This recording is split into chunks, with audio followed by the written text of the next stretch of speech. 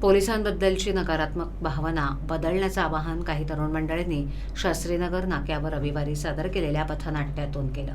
Raising day निमित्त वर्तकनगर पोलिसांनी जनजागृतीपर उपक्रम हाती घेतलेत। याच उपक्रमाचा भाग म्हणून हे पथनाट्य सादर करण्यात आलं। याप्रसंगी हे आवाहन करण्यात आले। महाराष्ट्र पोलीस रेझिंग डेच्या अनुषंगानं रविवारी संध्याकाळी वर्तकनगर पोलीस ठाण्याचे वरिष्ठ पोलीस निरीक्षक सदाशिव निकम आणि संतोष गायकर यांच्या मार्गदर्शनाखाली 7 जानेवारी रोजी सायंकाळी 5 ते 5:30 वाजण्याच्या दरम्यान शास्त्रीनगर नाका इथे पोलिसांचा नागरिकांशी संवाद या विषयावर पथनाट्य आयोजित केलं होतं।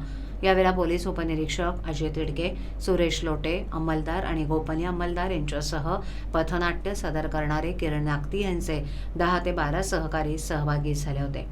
पोलिसांबद्दलची नकारात्मक भावना बदलून पोलिसांना मदतीसाठी पुढे आलं पाहिजे। यातून गुन्हेगारी प्रवृत्तींना आळा घालता येईल, एक चांगला समाज घडवता येईल असा संदेश यातून देण्यात आला।